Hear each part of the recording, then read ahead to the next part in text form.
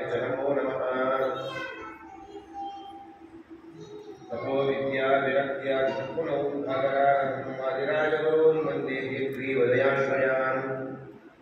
पूज्याय राघवेन्द्राय सत्यधर्मरताय च भजतां कल्पवृक्षाय नमतां धर्महेतवे। कोलव्यासहयग्रीवपदकन्यमधुव्रतं श्रीविश्वोत्तमयोगीन्द्रं वन्देऽहं वादिराट्प्रियम्। जन्माद्यस्येतोऽन्वयान्तरतश्चार्तेष्वभिज्ञस्वरार्थिने ब्रह्मकृताय आदिकवये प्रियं सूरया। तेजो वायुमृतां यथा विनिमयो यत्र त्रिसर्गो प्रशाधाम्ना स्वेन सदा निरस्तकुहकं सत्यं परं धीमहि। यं प्रभजन्तमनुपेतमवेदकृत्यं वैवायनो विरहकातर आजुहाव। पुत्रेण तन्मयतया तर्पोऽपि हेतुः तं सर्वभूतहृदयं निवारतोऽस्मि। श्री गुरुभ्यो नमः।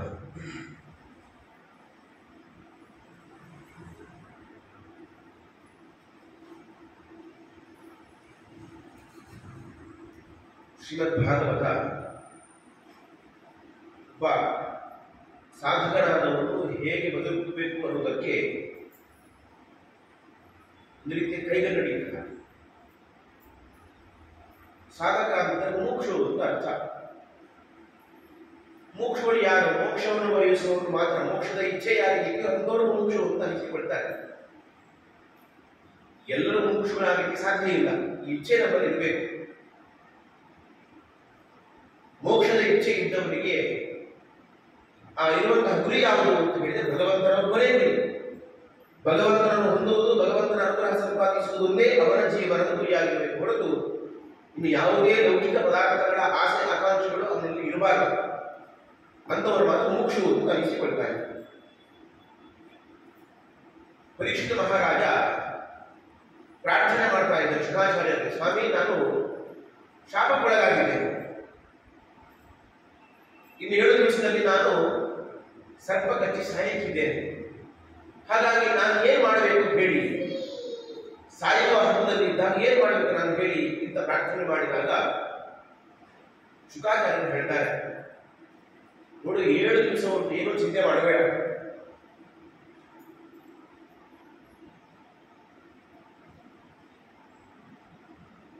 ಯಾಕೆ ಹೇಳಿದ್ರೆ 7 ದಿವಸಗಳಲ್ಲಿ ನಿನಗೆ ನಾನು ತತ್ವೋಪದೇಶವನ್ನು ಮಾಡ್ತೇನೆ. ಈ 7 ದಿವಸಗಳ ಕಾಲ ಕೇಳಿದ ಭಗವಂತನ ಮಹಿಮೆಗಳಿಂದ ನೀನು ಉದ್ಧಾರ ಆಗ್ತೀಯ ಅಂತ ಹೇಳಿ. ಅಲ್ಲ, ಇದು ನನಗೆ 7 ದಿವಸ. ನೋಡು, ದೇವರ ಅನುಗ್ರಹ ಆಗಬೇಕು ಅಂತಂದ್ರೆ 7 ದಿವಸ ನಿನಗೆ ಜಾಸ್ತಿ ಇದೆ ಅಂತ ಅಂದ್ಕೋ. ಯಾಕೆ ಅಂತ ಹೇಳಿದ್ರೆ ಒಬ್ಬ ರಾಜನ ಕಥೆ ಇರ್ತದೆ ಕೇಳು. ಒಬ್ಬ ಕಟ್ವಾಲ ಅಂತ ಒಬ್ಬ ರಾಜ ಇದ್ದ. ಅವನಿಗೆ ಒಬ್ಬ ದೇವತೆಗಳು ವರವನ್ನು ಕೇಳಿದರು. ಏನ್ ವರ ಬೇಕು ಕೇಳು ಅಂತ ಕಟ್ವಾಂಗ ರಾಜ ಹೇಳಿದ. ಕಟ್ವಾಂಗ ರಾಜ ಏನ್ ಮಾಡಿದ? ಬಹಳ ಬುದ್ಧಿವಂತ.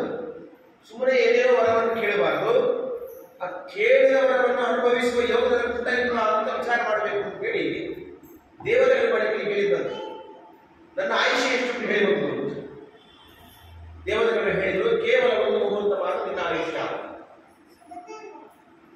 ಕಟ್ವಾಂಗ ರಾಜ ವಿಚಲಿತನಾಗಲಿಲ್ಲ. ಕೇವಲ ಇನ್ನು 1 ಮುಹೂರ್ತ ಕಾಲ ನಂತರ ಹೊರಗಿರ್ತದೆ, ವಿಚಲಿತನಾಗಲಿಲ್ಲ. ಆ 1 ಕಾಲ ದೇವರ ಚಿಂತನೆಯನ್ನೇ ಮಾಡ್ತಾ, ದೇವರ ಧ್ಯಾನವನ್ನೇ ಮಾಡ್ತಾ ಮೋಕ್ಷವನ್ನು ಹೊಂದಿದ ಅಂತ ಇತಿಹಾಸವನ್ನು ಹೇಳ್ತಾರೆ ಶುಕಾಚಾರ್ಯರು. ಹಾಗಾಗಿ ನೋಡು, ಅಂತಹ ಕಟ್ವಾಂಗ ಮಹಾರಾಜ ಕೇವಲ 1 ಮುಹೂರ್ತ ಭಗವದ್ ಧ್ಯಾನವನ್ನು ಮಾಡಿದ ಫಲವಾಗಿ ಅವನು ಮೋಕ್ಷವನ್ನು ಪಡೆದ. ಅಂಥದ್ರಲ್ಲಿ ಪರೀಕ್ಷೆ ಮಹಾರಾಜ, ನಿನಗೆ 7 ದಿವಸಗಳುಂಟು. ಈ 7 ದಿವಸಗಳ ಕಾಲ ಭಗವದ್ಗೀತೆಯನ್ನು ಕೇಳು, ಚಿಂತನೆಯನ್ನು ಮಾಡು, ಧ್ಯಾನವನ್ನು ಮಾಡು, ನೀನು ಮೋಕ್ಷವನ್ನು ಹೊಂದಿಯ. ಪರೀಕ್ಷಿತ ಮಹಾರಾಜನಂತೂ ಇಂತಹ ಯೋಗ ನೋಡಿ. ಆಚಾರ್ಯ ಹೇಳಿದರು ಸತ್ಯನ ಸಂಘವನ್ನು ಮಾಡಬೇಕು ಅಂತ. ಪರೀಕ್ಷಿತ ಮಹಾರಾಜನಿಗೆ ಆಗಿತ್ತು ಇದೆ. ಕೇವಲ ಒಬ್ಬ ಶುಕಾಚಾರ್ಯನ ಸಂಘ ಮಾತ್ರವಲ್ಲ, ಶುಕಾಚಾರ್ಯ ಉಪದೇಶ ಮಾಡಲಿಕ್ಕೆ ಬರ್ತಾ ಇದ್ದಾರೆ ಅಂತ ಗೊತ್ತಾದ ಕೂಡಲೇ ಋಷಿ ಮುನಿಗಳ ಸಮೂಹವೇ ಬಂದು ಸೇರಿಕೊಂಡಿದೆ. 100 ಋಷಿಗಳು ಸೇರಿಕೊಂಡಿದ್ದಾರೆ. ಪರೀಕ್ಷಿತ ಮಹಾರಾಜ ಅಂದುಕೊಂಡಂತೆ ಇದು ನನಗೆ ಶಾಪವೋ ವರವೋ ಅಂತ. ಒಬ್ಬ ಶೃಂಗಿ ಶಾಪವನ್ನು ಕೊಟ್ಟಿದ್ದ, ನೀನು ಸರ್ಪಕ್ಕೆ ಸಾಯ್ಬೇಕು ಅಂತ. ಶಾಪವನ್ನು ಕೇಳಿದಂತಹ ಪರೀಕ್ಷಿತ ಮಹಾರಾಜ ಸರ್ವಸ್ವವನ್ನು ತ್ಯಾಗ ಮಾಡಿ ತಾನು ಪ್ರಯೋಗವೇಶವನ್ನು ಮಾಡಬೇಕು ಗಂಗಾತೀರಕ್ಕೆ ಬಂದಿದ್ದಾನೆ. ಶುಕ ಮಹರ್ಷಿಗಳು ಬಂದಿದ್ದಾರೆ, ಜೊತೆಯಲ್ಲಿ 104 ಋಷಿಗಳು ಸೇರಿದ್ದಾರೆ. ಸಾವಿನಂಚಿನಲ್ಲಿರುವಂತಹ ಪರೀಕ್ಷಿತ ಮಹಾರಾಜನಿಗೆ ಜೀವನದಲ್ಲಿ ದೊಡ್ಡ ಭಾಗ್ಯ ಇನ್ನೇನು ಬೇಕು ಹೇಳಿ? ಸಜ್ಜನರ ಮಧ್ಯದಲ್ಲಿ ದೇಹತ್ಯಾಗವನ್ನು ಮಾಡುವುದು ಕೂಡ ಇದೊಂದು ದೊಡ್ಡ ಪುಣ್ಯ.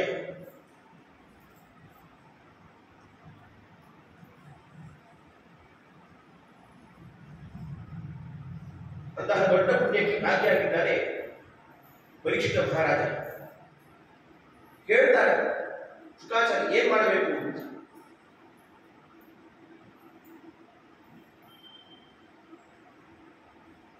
ನಮ್ಮ ಜೀವನದ ಉದ್ದಕ್ಕೂ ಕೂಡ ಭಗವಂತನ ಚಿಂತನೆಯನ್ನ ಪ್ರತಿನಿತ್ಯ ಪ್ರತಿ ಕ್ಷಣವೂ ಮಾಡಬೇಕು ಅಂತ ಹೇಳ್ತಾರೆ. ಸಂತತಂ ಚಿಂತೆಯೇನಂತಂ ಅಂತಕಾಲೇ ವಿಶೇಷತಃ. ನೀವು ಭಗವಂತನ ಚಿಂತನೆಯನ್ನ ಸದಾಕಾಲ ಮಾಡಿದರೆ ಮಾತ್ರ ಅದು ಅಂತ್ಯಕಾಲದಲ್ಲಿ ಭಗವತ್ ಸ್ಮರಣೆಗೆ ಅನುಕೂಲಕವಾಗ್ತದೆ. ನಾವು ಜೀವನದಲ್ಲಿ ಎಷ್ಟು ಸ್ಮರಣೆ ಮಾಡಿದ್ದೇವೆ ಅನ್ನೋದಕ್ಕಿಂತಲೂ ಕೂಡ ಅಂತ್ಯಕಾಲದಲ್ಲಿ ಪ್ರಣವಕ್ರಮಣ ಆಗುವ ಸಂದರ್ಭದಲ್ಲಿ ನಮಗೆ ಹರಿಸ್ಮರಣೆ ಬಂದಿದೆಯೋ ಅನ್ನೋದು ಪ್ರಶ್ನೆ. ಈ ಪ್ರಣವಕ್ರಮಣ ಕಾಲದಲ್ಲಿ ನಮಗೆ ಹರಿಸ್ಮರಣೆ ಬರಬೇಕು. ಹಾಗೆ ಬಂದರೆ ಮಾತ್ರ ನಾವು ಇಂಥ ಲೋಕಕ್ಕೆ ಹೋಗುವುದು. ಆದರೆ ಈ ಸಂದರ್ಭ ಬಹಳ ಕಷ್ಟ. ನೀವು ಎಷ್ಟೇ ಮಾಡಿದರೂ ಕೂಡ ಅಂತ್ಯಕಾಲದ ಕಾಲದಲ್ಲಿ ಭಗವಂತನ ಸ್ಮರಣೆ ಭಾರತ ಹೋದರೆ ಅದು ವ್ಯರ್ಥ ಅಂತ ಅನಿಸಿಕೊಂಡಿರುತ್ತದೆ. ಅಲ್ಲ, ಅಂತ್ಯಕಾಲದಲ್ಲಿ ಮಾಡಿದ್ರೆ ಮಾತ್ರ ಸಾಕಲ್ವ? ಜೀವನ ಪೂರ್ತಿ ಯಾಕೆ ಮಾಡಬೇಕು ಅಂತ ನೀವು ಕೇಳಬಹುದು. ನೋಡಿ, ಜೀವನ ಪೂರ್ತಿ ದೇವರ ಸ್ಮರಣೆ ಮಾಡಿದರೆ ಮಾತ್ರ ನಿಮಗೆ ಅಂತ್ಯಕಾಲದಲ್ಲಿ ದೇವರ ಸ್ಮರಣೆ ಬಂದೀತು. ಬರುತ್ತೆ ಅಂತ ಗ್ಯಾರಂಟಿ ಹೇಳಲ್ಲ, ಬರಬಹುದು. ಯಾಕೆ ಅಂತ ಹೇಳಿದರೆ ಅದು ಸಂಸ್ಕಾರ ಆಗಬೇಕು. ಮನುಷ್ಯನಲ್ಲಿ ಸಂಸ್ಕಾರ ಆದಾಗ ಮಾತ್ರ ಅಂತ್ಯಕಾಲದಲ್ಲಿ ನಮಗೆ ಆ ಸ್ಮರಣೆ ಬರ್ತದೆ. ಸಂಸ್ಕಾರ ಅಂದ್ರೆ ಏನು? ಪ್ರಾಕ್ಟೀಸ್ ಅಂತ ಅರ್ಥ. ನೀವು ಮನಸ್ಸಿನಲ್ಲಿ ಆ ರೀತಿ ಪ್ರಾಕ್ಟೀಸ್ ಮಾಡ್ಕೊಂಡು ಹೋದ್ರೆ ಆ ಮಾಡುವ ಪ್ರಾಕ್ಟೀಸ್ ಇಂದ ನಮಗೆ ಕೊನೆಯ ಕಾಲದಲ್ಲಿ ಜೀವನ ಪೂರ್ತಿ ಮಾಡಿದ ಸ್ಮರಣೆ ಬರುವ ಕೊನೆಯ ಕಾಲದಲ್ಲಿ ದೇವರ ಸ್ಮರಣೆ ಬರುವುದು. ಉದಾಹರಣೆಗೆ ನೋಡೋದಾದರೆ, ಈ ಒಂದು ದಿವಸದಲ್ಲಿ 24 ತಾಸು, ಈ 24 ತಾಸು ಏನ್ ಮಾಡಿದ್ರಿ ನಿಮ್ಗೆಲ್ಲೋ ನೆನಪಿರುತ್ತಾ? ಈ ಒಂದು ದಿವಸದಲ್ಲಿ ಯಾವುದೋ ಒಂದಷ್ಟು ಘಟನೆಗಳು ಮಾತ್ರ ನಮ್ಮ ಜೀವನದಲ್ಲಿ ಆಗಿರುವಂಥದ್ದು. ಆ ದಿವಸದ ಕೊನೆ ನೆನಪಿರುತ್ತದೆ, ಇವತ್ತು ಈ ಕೆಲಸ ಮಾಡಿದ್ದೆ, ಹೀಗೆ ಮಾಡಿದ್ದೆ, ಹಾಗೆ ಮಾಡಿದ್ದೆ ಅಂತ. ಪ್ರತಿ ಕ್ಷಣ ನಮ್ಮ ಮನಸ್ಸಲ್ಲಿ ದಾಖಲಾಗಿದ್ರು ಅದು ನಮ್ಮ ಸ್ಮರಣೆಗೆ ಬರುವುದಿಲ್ಲ. ನಮ್ಮ ಮನಸ್ಸಿಗೆ ಬಹಳ ಹತ್ತಿರವಾದಂತಹ ಘಟನೆಗಳು, ನಾವು ಮತ್ತೆ ಮತ್ತೆ ಬೆಳಕು ಹಾಕಿರುವಂತಹ ಘಟನೆಗಳು ಮಾತ್ರ ನಮ್ಮ ನೆನಪಿಗೆ ಬರ್ತದೆ. ಅದೇ ರೀತಿಯಾಗಿ ಒಂದು ವಾರದಲ್ಲಿ ನಾವು ಯೋಚನೆ ಮಾಡಿದರೆ ಯಾವುದೋ ಕೆಲವೊಂದು ವಿಷಯಗಳು ಮಾತ್ರ ನಮ್ಮ ಸ್ಮೃತಿಯಲ್ಲಿ ಇರ್ತದೆ. ಈ ವಾರದಲ್ಲಿ ಇಂಥ ಕೆಲಸವನ್ನು ನಾನು ಮಾಡಿದ್ದೆ, ಇಂಥವರನ್ನು ನೋಡಿದ್ದೆ ಅಂತ. ಮನಸ್ಸಿಗೆ ತುಂಬಾ ನಾಟಕ ವಿಷಯಗಳು ಹೆಚ್ಚು ಬಾರಿ ಅದು ನೆನಪಿಸಿಕೊಂಡ ವಿಷಯಗಳು ಮಾತ್ರ ನೆನಪಿರುತ್ತದೆ. ಅದೇ ರೀತಿಯಾಗಿ ಒಂದು ವರ್ಷದಲ್ಲಿ ಯೋಚನೆ ಮಾಡಿ ಯಾವುದೋ ಕೆಲವು ವಿಷಯಗಳು ಮಾತ್ರ ಒಂದು ವರ್ಷದ ಸ್ಮರಣೆಯನ್ನು ತೆಗೆದಾಗ ನೆನಪಿಗೆ ಬರಬಹುದು. ಯಾಕೆ? ಒಂದು ವಿಷಯವನ್ನು ನಾವು ಎಷ್ಟು ಆವೃತ್ತಿ ಮಾಡಿರುತ್ತೇವೋ ಅಷ್ಟು ವಸ್ತು ನಮ್ಮ ಸ್ಮರಣೆಯಲ್ಲಿ ಇರುತ್ತದೆ. ಧಾರಾವಾಹಿಯ ಎಲ್ಲ ಹೆಸರು ನಮಗೆ ಯಾಕೆ ನೆನಪಲ್ಲಿ ಉಳಿದರೆ, ಯಾವ ಧಾರಾವಾಹಿ ಎಷ್ಟು ಗಂಟೆಗೆ ಬರುತ್ತೆ ಅಂತ ನಾವು ಯಾವುದನ್ನು ಅರಿಯುವುದಿಲ್ಲ. ಇಂಥ ಸಮಯಕ್ಕೆ ಇಂಥ ಧಾರಾವಾಹಿ ಬರುತ್ತೆ, ಇಂಥ ಪ್ರೋಗ್ರಾಮ್ ಇರುತ್ತೆ ಅಂತ ನೆನಪಲ್ಲಿ ಹೇಳ್ತೇವೆ. ಯಾವ ಆಪ್ಷನ್ ನಮ್ಮದಲ್ಲಿ ಬೇಡ, ಕರೆಕ್ಟ್ ಆಗಿ ನಾವು ಹೇಳ್ತೇವೆ. ಯಾಕೆ? ಅಷ್ಟು ಆವೃತ್ತಿಯನ್ನು ಶುರು ಮಾಡ್ತೇವೆ. ಈ ಧಾರಾವಾಹಿ ನೋಡ್ಬೇಕು, ಆ ಧಾರಾವಾಹಿ ನೋಡ್ಬೇಕು ಅದ್ರ ಬಗ್ಗೆ ಚರ್ಚೆ ಮಾಡ್ತೇವೆ, ಜಿಜ್ಞಾಸೆ ಮಾಡ್ತೇವೆ. ಯಾಕೆ ಹಾಗಾಯ್ತು, ಯಾಕೆ ಹೀಗಾಯ್ತು, ಅವ್ರು ಯಾಕೆ ಮಾಡಿದ?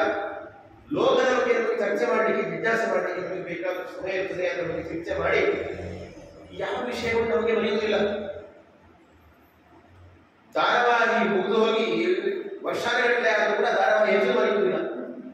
ಬರೀ ಒಂದು 3 ಬಾರಿ ಇವತ್ತಿಗೂ ಉಪನ್ಯಾಸ ವಿದ್ವಾಂಸರು ಹೇಳ್ತಾರೆ ಅಂದ್ರೆ ಆ ವಿದ್ವಾಂಸರು 10 ಬಾರಿ ನೋಡಿದ್ದಾರೆ. ಆಯ್ತು ಅಂದ್ರೆ ಏನು? ನಮ್ಮ ಮನಸ್ಸಲ್ಲಿ ಯಾವುದು ಹೆಚ್ಚು ಪ್ರಾಕ್ಟೀಸ್ ಇಂದ ಅದು ನಮಗೆ ಸಂಸ್ಕಾರವಾಗಿರ್ತದೋ ಅಂಥದ್ದು ನಮಗೆ ಬರೆಯುವುದಿಲ್ಲ. ಹಾಗಾಗಿ ಸಂತತಂ ಚಿಂತೆಯೇನಂತಂ, ನಿಮ್ಮ ಮನಸ್ಸಲ್ಲಿ ಪ್ರತಿನಿತ್ಯವೂ ಕೂಡ ಸತತವಾಗಿ ಭಗವಂತನ ಸ್ಮರಣೆಯನ್ನು ಮಾಡಿ ಅದು ಅಂತ್ಯಕಾಲದಲ್ಲಿ ನಮಗೆ ದೇವರ ಸ್ಮರಣೆಯನ್ನು ತಂದು ಕೊಡ್ತದೆ. ಒಬ್ಬ ವ್ಯಾಪಾರಿ ಇದ್ದಂತೆ, ಒಂದು ಮಹಾ ಜಿಪುಣ. ಒಂದು ಬಾರಿಯೂ ಕೂಡ ಒಂದು ಧರ್ಮದ ಕೆಲಸವನ್ನು ಮಾಡಿದವರಲ್ಲ, ಒಂದು ಜಿಪುಣತನದಲ್ಲಿ ಜೀವನವನ್ನು ಮುಗಿಸಿದವರು. ಸಾಯುವ ಕಾಲಕ್ಕೆ ಬಂದಿದ್ದಾನೆ, ಮಲಗಿದ್ದಾನೆ. ನೀನು ಪ್ರಣೋತ್ಕ್ರಮಣ ಆಗಬೇಕು, ಮಕ್ಕಳೆಲ್ಲ ಸುತ್ತ ಕುಳಿತುಕೊಂಡಿದ್ದಾರೆ, ಅಪ್ಪ ಇನ್ನೇನು ಕಾಯ್ತಾ ಇದ್ದಾರೆ. ಆ ಅಪ್ಪ ಕರೆದು ಮಕ್ಕಳು ಮಕ್ಕಳನ್ನು ಕರೀತಾ ಇದ್ದಾರೆ, ಸ್ವಲ್ಪ ಇಲ್ಲಿ ಬಂದ್ರಪ್ಪ ಅಂತ. ಮಕ್ಕಳಿಗೆ ಆಶ್ಚರ್ಯ ಆಯಿತು, ಯಾಕೋ ನಮ್ಮ ಅಪ್ಪ ಕರೀತಾ ಇದ್ದಾರೆ, ಸಾಯುವ ಹಂತದಲ್ಲಿದ್ದಾರೆ, ಏನೋ ಬಹುಶಃ ಎಲ್ಲ ಆಸ್ತಿ ಪಾಸ್ತಿ ಆಗಲಿ ಇಟ್ಟಿದ್ದೇನೆ ಇಟ್ಟಿದ್ದೇನೆ ಅಂತೇಳಿ ಹಂಚಿಕೊಂಡು ಹೇಳ್ತಾರೆ ಏನೋ ಅಂದುಕೊಂಡು ಮಕ್ಕಳು ಕೂಡ ಬಹಳ ಪ್ರೀತಿಯಿಂದ ಹತ್ತಿರಕ್ಕೆ ಬಂದ್ರೆ ಏನಾಯ್ತಪ್ಪ ಅಂತ. ಸಾಯುವ ಹಂತದಲ್ಲಿದ್ದಂತಹ ವ್ಯಾಪಾರಿ ಬದುರ್ತಾನೆ ಅವನಿಗೆ, ನಿಮ್ಮಮ್ಮನಿಗೆ ಜೀವನ ಪೂರ್ತಿ ನನಗೆ ಎಷ್ಟು ಬುದ್ಧಿ ಹೇಳಿದ್ರು ಅರ್ಥ ಆಗಲಿಲ್ಲ, ಆ ದೀಪ ಜೋರಾಗಿ ಉಡ್ತಾ ಇತ್ತು, ದೀಪವನ್ನು ಸಣ್ಣಗೆ ಮಾಡಿ ಎಣ್ಣೆ ಖಾಲಿಯಾಗುತ್ತೆ ಅಂತ. ಸಾಯುವ ಹಂತದಲ್ಲಿದ್ದ ವ್ಯಾಪಾರಿಗೆ ಬಂದದ್ದೇನು, ದೀಪವನ್ನು ಸಣ್ಣದು ಮಾಡಿ ಎಣ್ಣೆ ಖಾಲಿಯಾಗುತ್ತೆ. ಯಾಕೆ? ಜೀವನ ಪೂರ್ತಿ ಮಾಡಿದ್ರೆ ಜೀವನತನವನ್ನು ನಾವು ಜೀವನ ಪೂರ್ತಿ ಮಾಡಿದ ಜೀವನತನವೇ ಅವರಿಗೆ ಸಾಯುವ ಕಾಲಕ್ಕೆ ಬಂದೇ ಹೊರತು ದೇವರ ಸ್ಮರಣೆ ಬರಲಿಲ್ಲ. ಹಾಗಾಗಿ ಹೇಳಿದ್ರು, ದೇವರ ಸ್ಮರಣೆಯನ್ನು ನೀವು ಸತತವಾಗಿ ಮಾಡಿ, ಆವಾಗ ಕೊನೆಯ ಕಾಲದಲ್ಲಿ ದೇವರ ಸ್ಮರಣೆ ಬಂದೀತು. ಎಲ್ರಿಗೂ ಬರುವುದಿಲ್ಲ ಅಂತ ಭೀಷ್ಮಾಚಾರ್ಯರಿಗೆ ಕೊನೆಯ ಕಾಲದಲ್ಲಿ ದೇವರ ಸ್ಮರಣೆ ಬರಲಿಲ್ಲ. ಶರಶಿಲೆಯಲ್ಲಿ ಮಲಗಿ ವಿಷ್ಣು ಸಹಸ್ರನಾಮವನ್ನು ಹೇಳಿದರೂ ಕೂಡ, ಪರೀಕ್ಷೆಯನ್ನು ಮಾಡಿದರೂ ಕೂಡ, ಆದರೂ ಕೂಡ ಅವರಿಗೆ ಕೊನೆಗಾಲದಲ್ಲಿ ದೇವರ ವಿಸ್ಮೃತಿ ಆಗಿ ಹೋಯಿತು. ಹಾಗಾಗಿ ಎಲ್ಲರೂ ಬರುತ್ತೆ ಅಂತ ಗ್ಯಾರಂಟಿ ಇಲ್ಲ, ಬಂದರೆ ಭಗವಂತನ ಅನುಗ್ರಹ ಅಂತ ಭಾವಿಸಬೇಕು. ಅದನ್ನೇ ಶುಕಾಚಾರ್ಯ ಹೇಳ್ತಾ ಇದ್ದ, ದೇವರ ಸ್ಮರಣೆಯನ್ನು ನಾವು ಮಾಡಬೇಕು. ಯಾಕೆ? ನಾವು ಹೇಗಿದ್ದೇವೆ ಅಂತ ಹೇಳ್ತಾ ಇದ್ದಾರೆ ಶುಕಾಚಾರ್ಯ. ನಿದ್ರಯ ಹ್ರಿಯತೆ ರಕ್ತಂ ವ್ಯವಾಹ್ಯ ನಮಂಬಯ ದಿವಾಚಾರ್ತೆಯ ರಾಜನ್ ಕುಟುಂಬ ವರ್ಣೇರವ. ಸಂಸಾರದಲ್ಲಿ ಒಳಗಿರುವಂತಹ ಎಲ್ಲ ಜನರು ಕೂಡ ರಾತ್ರಿ ನಿದ್ರೆಯಿಂದ ಕಳೆದು ಹೋಗುತ್ತೆ. ಹಗಲು ಪೂರ್ತಿ ಅರ್ಥ ಸಂಪಾದನೆಯ ಹಿಂದೆ ಹೋಗಿ ಅವರ ಕಾಲದ ಜೀವನವನ್ನೆಲ್ಲ ಕಳೆದು ಬಿಡ್ತಾರೆ. ಸಂಸಾರವನ್ನ ಪೋಷಣೆ ಮಾಡುವುದರಲ್ಲಿಯೇ ಅವರ ಈ ಜೀವನ ವ್ಯರ್ಥಾಗಿ ಹೋಗ್ತದೆ. ಹಾಗಾಗಿ ಭಗವಂತನಿಗಾಗಿ, ಭಗವತ್ ಚಿಂತನೆಗಾಗಿ ಇಂದಿಗೂ ಜೀವನದಲ್ಲಿ ಅವರು ಜಾಗವನ್ನು ಕೊಡಬೇಕು. ಹಾಗಾಗಿ ನಮ್ಮ ಜನರ ಪರಿಸ್ಥಿತಿ ಹೇಗುಂಟೋ ಹಾಗಾಗಿ ದೇವರ ಚಿಂತನೆಗೂ ಕೂಡ ಜೀವನದಲ್ಲಿ ಅವಕಾಶವನ್ನು ಕೊಡಬೇಕು. ದೇವರ ಧ್ಯಾನವನ್ನು ಮಾಡಬೇಕು. ದೇವರ ಧ್ಯಾನವನ್ನು ಯಾವಾಗ ಮಾಡಬೇಕು? ಸುಮ್ಮನೆ ಧ್ಯಾನ ಮಾಡಿ ಅಂತ ಧ್ಯಾನ ಮಾಡಲಿಕ್ಕೆ ಆಗುವುದಿಲ್ಲ. ನಮ್ಮಲ್ಲಿ ಧ್ಯಾನ ಮಾಡಲಿಕ್ಕೆ ಅಂತೇಳಿ ಅನೇಕ ಕಂಪನಿಗಳು ದುಡ್ಡು ಇಸ್ಕೊಂಡು ನಿಮ್ಮನ್ನು ಧ್ಯಾನ ಮಾಡಿಸ್ತಾರೆ. ಇದು ಧ್ಯಾನ ಅಲ್ಲ, ಇದು ನಾವು ಅರ್ಥ ಮಾಡಿಕೊಳ್ಬೇಕು. ಧ್ಯಾನ ಅನ್ನೋದು ಅದೊಂದು ಉತ್ಕೃಷ್ಟವಾದಂತಹ ಅವಸ್ಥೆ, ಆ ಧ್ಯಾನಾವಸ್ಥೆ. ಅದು ದುಡ್ಡು ಕೊಟ್ಟು ಮಾಡುವಂತಹ ಅವಸ್ಥೆ ಅಲ್ಲ, ದುಡ್ಡು ಕೊಟ್ಟು ಪಡೆಯುವಂತಹ ಅವಸ್ಥೆಯೂ ಅದಲ್ಲ. ಅಷ್ಟು ಸುಲಭದಲ್ಲಿ ಸಿಗುವುದಿದ್ರೆ ಧ್ಯಾನ ಅವಸ್ಥೆ ಇವತ್ತು ಈ ಭೂಮಿಯಲ್ಲಿ ಇಷ್ಟೆಲ್ಲ ಖರ್ಚು ಮಾಡಬೇಕಾಗಿದ್ದ ನಾವೆಲ್ಲ. ಇದು ಸಾಧನೆಯನ್ನು ಸಂಪಾದಿಸುವಂಥದ್ದು. ನೀವು ಧ್ಯಾನವನ್ನು ಮಾಡಬೇಕಾದ್ರೆ ಮೊದಲು ಜ್ಞಾನವನ್ನು ಸಂಪಾದಿಸಬೇಕು. ಜ್ಞಾನ ಹಾಗೂ ಸಾಕ್ಷಾತ್ಕಾರಗಳ ಮಧ್ಯದಲ್ಲಿ ಇರುವಂಥದ್ದು ಧ್ಯಾನ ಅಂತ ಹೇಳ್ತಾರೆ. ಧ್ಯಾನ ನಿಶ್ಚಿತ ತತ್ವಸ್ಯ ಅಂತ ಆಚಾರ್ಯರು ಹೇಳಿದಂಥ ಮಾತು. ನಿಮಗೆ ತತ್ವನಿಶ್ಚಯ ಆದಾಗ ಮಾತ್ರ ಧ್ಯಾನ ಮಾಡಲಿಕ್ಕೆ ಸಾಧ್ಯ. ಏನು ತತ್ವ ಅಂತ ಕೇಳಿದ್ರೆ, ಭಗವಂತನ ಯಥಾರ್ಥ ವಿಷಯಗಳನ್ನ ಚೆನ್ನಾಗಿ ತಿಳ್ಕೊಳ್ಬೇಕು. ಭಗವಂತ ಹೇಗಿದ್ದಾನೆ, ಅವನ ಅಪ್ರಾಕೃತವಾದಂತಹ ಶರೀರ ಹೇಗಿದೆ, ಅವನ ಗುಣಮಹಿಮೆಗಳು ಏನು ಅಂತ ಆ ತತ್ವವನ್ನು ನಾವು ನಿಶ್ಚಯ ಮಾಡಿಕೊಂಡು ನಂತರದಲ್ಲಿ ಭಗವಂತನ ಧ್ಯಾನವನ್ನು ಮಾಡಿದಾಗ ಅಂತಹ ಧ್ಯಾನದಿಂದ ಭಗವಂತನ ಸಾಕ್ಷಾತ್ಕಾರ ಭಗವಂತನ ಪ್ರತ್ಯಕ್ಷ ನಮಗೆ ಆಗ್ತದೆ. ಅದಕ್ಕೆ ಹೇಳಿದ್ರು, ಜ್ಞಾನ ಹಾಗೂ ಸಾಕ್ಷಾತ್ಕಾರಗಳ ಮಧ್ಯದಲ್ಲಿರುವಂಥದ್ದು ಧ್ಯಾನ. ಈ ಧ್ಯಾನವನ್ನು ಹೇಗೆ ಮಾಡಬೇಕು? ಈಗ ನಮ್ಮಲ್ಲೆಲ್ಲ ಹೇಳಿಕೊಡ್ತಾರೆ, ಧ್ಯಾನವನ್ನು ಮಾಡಿ ಕಣ್ಣು ಮುಚ್ಚಿ ಉಸಿರನ್ನು ಬಿಡಿ, ಕತ್ತಲೆ ಆವರಿಸಿದೆ, ಎಲ್ಲವೂ ಶೂನ್ಯ ಅಂತ. ಶೂನ್ಯವನ್ನು ಧ್ಯಾನ ಮಾಡಲಿಕ್ಕೆ ನಮ್ಮ ಶಾಸ್ತ್ರಕಾರರು ಹೇಳಿಕೊಡಲಿಲ್ಲ. ಭಗವಂತನ ಅವಯವಗಳನ್ನ, ಭಗವಂತನ ಗುಣಗಳನ್ನ, ಭಗವಂತನ ರೂಪವನ್ನ ಮನಸ್ಸಿನಲ್ಲಿ ಚಿಂತಿಸಿ ಆ ಭಗವಂತನ ವೈಭವದ ಆ ರೂಪವನ್ನು ಧ್ಯಾನಿಸಿ ಅಂತ ಹೇಳಿದ್ದಾರೆ. ಶೂನ್ಯವನ್ನು ಧ್ಯಾನ ಮಾಡಿದರೆ ನಮ್ಮ ಬದುಕು ಶೂನ್ಯವಾಗಿ ಹೋಗ್ತದೆ. ಅದು ಧ್ಯಾನದ ಪ್ರಕ್ರಿಯೆ ಅಲ್ಲ. ಈ ಧ್ಯಾನವನ್ನು ಮಾಡಲಿಕ್ಕೂ ಒಂದು ಪ್ರೊಸೀಜರ್ಸ್ ಉಂಟು, ಆ ಹಂತಗಳು, ಆ ಒಂದೊಂದೇ ಮೆಟ್ಟಿಲನ್ನು ಏರ್ಕೊಂಡು ಹೋಗ್ಬೇಕು. ಮೊದಲು ಒಳ್ಳೆಯ ಆಸನ ಇರಬೇಕು, ಒಳ್ಳೆಯ ಆಸನದಲ್ಲಿ ಕುಳಿತುಕೊಳ್ಬೇಕು. ನಂತರದಲ್ಲಿ ಪ್ರಾಣಾಯಾಮ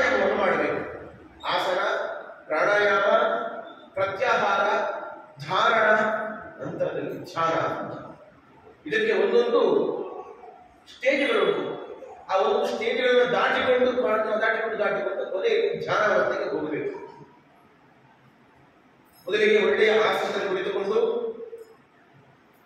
ಪ್ರಾಣಾಯಾಮವನ್ನು ಮಾಡಬೇಕು. ಪ್ರಾಣಾಯಾಮವನ್ನು ಯಾಕೆ ಮಾಡಬೇಕು ಅಂತ ಹೇಳಿದ್ರೆ ದೇಹವನ್ನು ಶುದ್ಧಿಗೊಳಿಸೋದಕ್ಕೋಸ್ಕರ. ದೇಹ ಶುದ್ಧಿ ಅಂತ ಹೇಳಿದ್ರೆ ಆಚಾರ್ಯ ಹೇಳಿದಕ್ಕೆ ಸೋಪಚಿ ಸ್ನಾನವನ್ನು ದೇಹ ಶುದ್ಧಿ ಅಲ್ಲ. ಭಗವಂತನ ಚಿಂತನೆಯನ್ನು ಮಾಡಿಕೊಂಡು ಮನಸ್ಸನ್ನ ಶುದ್ಧಿಗೊಳಿಸಿ ಮನಸ್ಸಿನಲ್ಲಿ ಬೇರೆ ಯಾವುದೇ ರೀತಿಯ ವಿಷಯಗಳಿಗೆ ನಾವು ಆಸ್ಪದವನ್ನು ಪಡೆದೇನೆ ಭಗವಂತನಿಗೆ ಮಾತ್ರ ಸ್ಥಾನವನ್ನು ಕಲ್ಪಿಸಿ ಕೊಡಲಿಕ್ಕೆ ಒಂದು ಒಳ್ಳೆಯ ವೇದಿಕೆಯನ್ನು ಮನಸ್ಸಲ್ಲಿ ತಯಾರು ಮಾಡಿಕೊಳ್ಬೇಕು. ಅದಕ್ಕೆ ಪ್ರಾಣಾಯಾಮವನ್ನು ಮಾಡಬೇಕು, ದೇಹ ಶುದ್ಧಿಯನ್ನು ಮಾಡಿಕೊಂಡು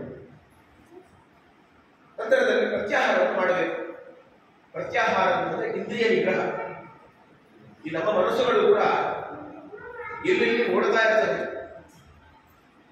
ಮನಸ್ಸು ಒಂದನ್ನು ಆಲೋಚನೆ ಮಾಡ್ತಾ ಇರ್ತದೆ, ಕಣ್ಣು ಒಂದನ್ನು ನೋಡ್ತಾ ಇರುತ್ತೆ, ಮೂಗು ಇನ್ನೊಂದನ್ನು ಮುಸ್ತಾ ಇರುತ್ತೆ, ಕಿವಿ ಇನ್ನೊಂದೇನೋ ಕೇಳ್ತಾ ಇರುತ್ತೆ. ದೇವರ ಮನೆಯಲ್ಲಿ ಕುಳಿತುಕೊಂಡು ದೇವರ ಪೂಜೆ ಮಾಡಬೇಕಾದ್ರೆ ಪಕ್ಕದ ಕೋಣೆಯಲ್ಲಿರುವಂತಹ ಕಿವಿಯ ಶಬ್ದವು ನಮ್ಮ ಕಿವಿ ಕೇಳಿಸುತ್ತೆ. ಎಷ್ಟೋ ಮಂದಿ ಬೆಳಿಗ್ಗೆ ವಾರ್ತೆ ಕೇಳಿಕೊಂಡು ದೇವರ ಪೂಜೆ ಮಾಡುವುದು ಇದ್ದಾರೆ. ನೀವು ಲೋಕವಾರ್ತೆ ಕೇಳ್ತೀರೋ ಅಥವಾ ಭಗವಂತನ ಪೂಜೆಯನ್ನು ಮಾಡ್ತೀರೋ ಅರ್ಥ ಆಗುವುದಿಲ್ಲ. ನೋಡಿ, ಇಂತಹ ಅಷ್ಟಾವಧಾನವನ್ನು ಮಾಡಲಿಕ್ಕೆ ಹೋಗಬಾರ್ದು. ಸೈಮಲ್ಟೇನಿಯಸ್ ಆಗಿ ಕೆಲಸವನ್ನು ಮಾಡಲಿಕ್ಕೆ ಬಹಳ ಅರ್ಥಕಾರಿ. ಇದು ಮನುಷ್ಯನ ಚರ್ಯೆ ಹಾಗೆ ಇರುತ್ತೆ. ಈ ಮನಸ್ಸು ಇವತ್ತು ಇಲ್ಲಿರುತ್ತೆ, ನಾಳೆ ಇನ್ನೊಂದು ಕಡೆ ಇರುತ್ತೆ, ಒಂದು ಕ್ಷಣದಲ್ಲಿ ಇನ್ನೆಲ್ಲ ಓಡಿ ಹೋಗುತ್ತೆ. ಎಲ್ಲವನ್ನು ನಿಗ್ರಹಿಸಬೇಕು. ಕಣ್ಣು, ಮೂಗು, ಬಾಯಿ, ಕಿವಿ ಎಲ್ಲವನ್ನು ಒಂದೆಡೆ ಸೇರಿಸಬೇಕು. ಇದು ಎಲ್ಲಿಗೂ ಓಡಿ ಹೋಗಬಾರದು. ಅದು ಭಗವಂತನನ್ನೇ ಧ್ಯಾನ ಮಾಡಬೇಕು, ಭಗವಂತನ ಕುರಿತಾಗಿ ಯೋಚನೆ ಮಾಡಬೇಕು. ಅದಕ್ಕೆ ಪ್ರತ್ಯಾಹಾರವನ್ನು ಬೇಡಿ ಇಂದ್ರಿಯ ನಿಗ್ರಹವನ್ನು ಮಾಡಬೇಕು ಅಂತ ಬೇರೆಡೆಗೆ ಇಂದ್ರಿಯಗಳು ಹೋಗದೇ ಇರುವಂತೆ ಒಂದೊಡೆಗೆ ಸೇರಿಸಬೇಕು ಪ್ರತ್ಯಾಹಾರ ಅಂತ ಹೇಳ್ತಾರೆ.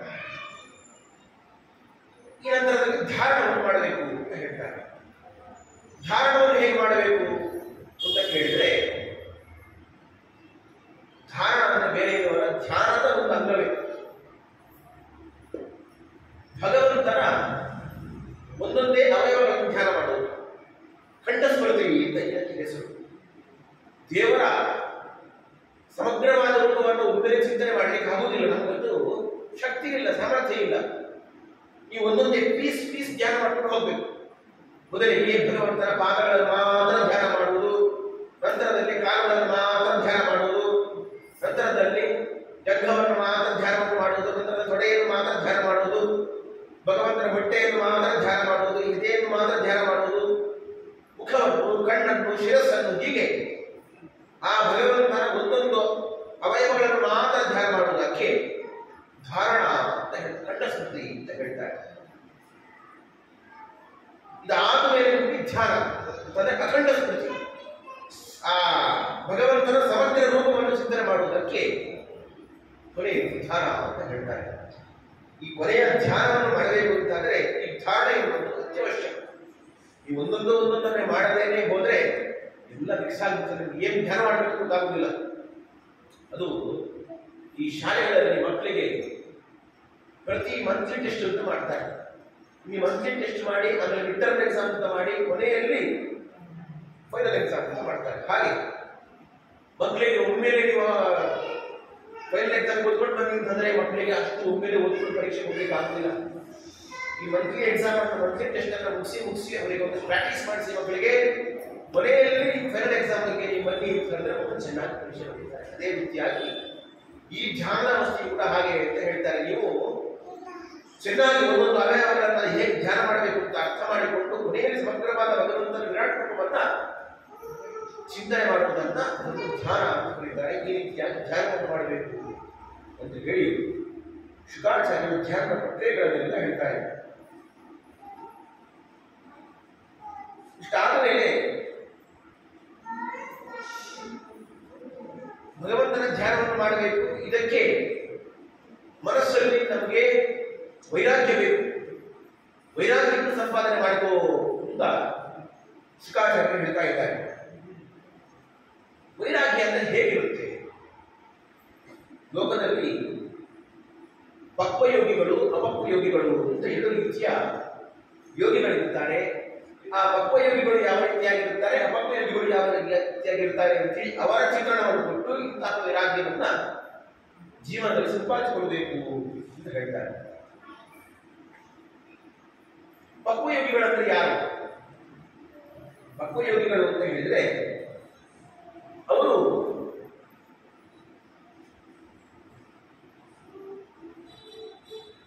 ಇವು ಜೀವನದ ಸುಖಕ್ಕಾಗಿ ಯಾವುದೇ ಪದಾರ್ಥಗಳನ್ನು ಬಯಸುವುದಿಲ್ಲ. ಇದ್ದದರಲ್ಲಿ ಅವರು ಸುಖವನ್ನು ಪಡ್ತಾರೆ. ಇಲ್ಲ ಅದೊಂದು ಬೇಕಿತ್ತು, ನನಗೆ ಇದೊಂದು ಬೇಕಿತ್ತು, ನನ್ನ ಇವತ್ತಿನ ಜೀವನಕ್ಕೆ ಇದಿದ್ದರೆ ನನಗೆ ಸುಖ ಅಂತ ಅನಿಸುತ್ತೆ ಅಂತ ಹೀಗೆ ಬೇಕುಗಳನ್ನ ಅಪೇಕ್ಷಿಸಿಕೊಂಡು ಬದುಕುವವರು ಪಕ್ವಯೋಗಿಗಳಲ್ಲ.